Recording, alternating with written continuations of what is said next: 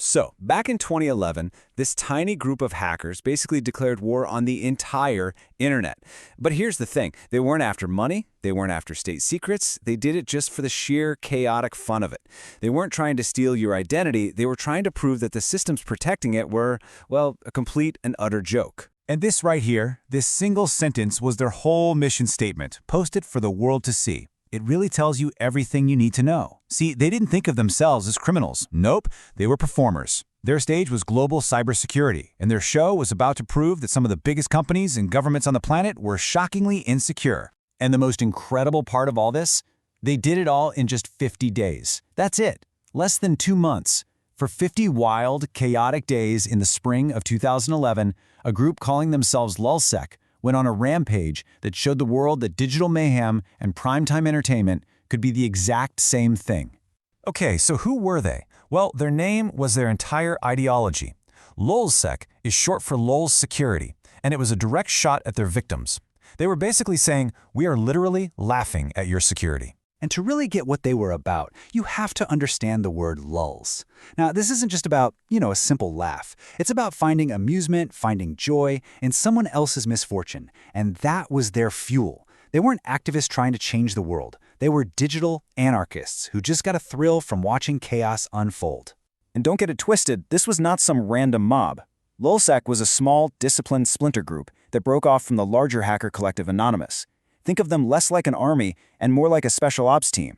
You had Sabu, the charismatic leader, calling all the shots. You had Topiary, who is the media-savvy voice running their now infamous Twitter account. And then you had Kayla, the technical powerhouse who could actually get them through the digital walls. So with their team in place, they kicked off their campaign, and man, it was relentless. For 50 straight days, they put the entire digital world on notice. I mean, just look at the escalation here. They started off with a media company, Fox, leaking contestant data, just for laughs. But then, days later, they hit Sony Pictures in this devastating attack that called Sonage. Not happy with just corporations, they went right after an FBI affiliate just to mock them. And for the grand finale, they took the CIA's public website completely offline. Just gone. And let's put that Sony attack into perspective for a minute. In that one single breach, they got the personal data of over 1 million user accounts. We're talking names, email addresses, home addresses, dates of birth, everything, all of it, just scooped up and gone. And this right here perfectly illustrates their whole message. LulzSec just relentlessly mocked Sony for this, because storing passwords in plain text, that's the digital equivalent of taping your house keys to your front door with your bank account password written on the tag. It was pure, unbelievable negligence, and LulzSec made sure the entire world knew about it. But the hacking itself was only half the show. These guys were absolute masters of the digital spectacle. They would announce their attacks on Twitter, taunt their victims while the breach was happening, and then release all the stolen data with these witty, sarcastic press releases. Probably their most absurd move? They hacked PBS just so they could post a fake news story claiming that Tupac and Biggie Smalls were actually alive and well, just hiding out in New Zealand. But of course, a party like that can't last forever. And their downfall? It wasn't because of some brilliant counter-hack or a superior firewall. No, it all came down to a single, simple human error. The key to taking down LulzSec wasn't a piece of code. It was a person. It was their own charismatic leader, Hector Monsegur, who went by the name Sabu online. The FBI realized they didn't need to break LulzSec's encryption, they just needed to break its leader. And here's exactly how it all unraveled. For all his skill, Sabu made one tiny but fatal mistake.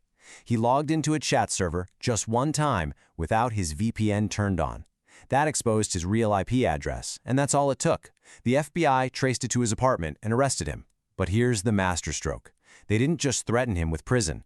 They gave him an impossible choice: face over 120 years behind bars and lose custody of the 2 young cousins he was raising, or cooperate. Sabu flipped. And this is where the story takes a wild turn, like something out of a movie. For the next 10 months, the world's most wanted hacker continued to lead LulzSec. He directed attacks, he tweeted, he engaged with his followers, but he was doing it all from an FBI-controlled computer, secretly feeding them information and taking down the very organization he built from the inside. So after all the arrests, the lulz boat was sunk for good. But the waves it created, they completely reshaped the entire cybersecurity landscape, leaving behind this legacy that is somehow both criminal and, paradoxically, constructive. This really is the central paradox of LulzSec. Their crimes had these unintended, almost positive consequences. Their reckless data leaks, while they forced companies to finally start using proper data encryption. Their public taunting and vandalism, it made cybersecurity a topic for the boardroom, not just the IT department. It's a strange thing to say, but by exposing the data of innocent people, they actually forced the entire system to get stronger. And this whole phenomenon even got a name, the Sony Effect. All of a sudden, corporations weren't just afraid of losing data. They were absolutely terrified of the kind of public humiliation that LulzSec had perfected. And that fear? Well, that fear became the single biggest motivator for cybersecurity spending for the next decade. So what happened to the crew of the lulzabout? This might be the most ironic part of the entire story. After they served their time, many of them went from being the world's most infamous black hat hackers to legitimate cybersecurity experts. Sabu is now a security consultant, Tapieri is a writer and a speaker, and Tiflo, one of the co-founders, went on to get a PhD and started a company that he later sold to Facebook. They went from breaking the system to getting paid very well to protect it. Which brings us to the final, really complicated question here. There's no doubt that LulzSec were criminals who caused real damage, but by holding a giant chaotic mirror up to the internet's failings, did they accidentally force a change for the better? It's a paradox security experts are still debating, so I'll just leave you with this. Are we, in some strange, twisted way, more secure today simply because a handful of hackers decided to spend 50 days laughing at us?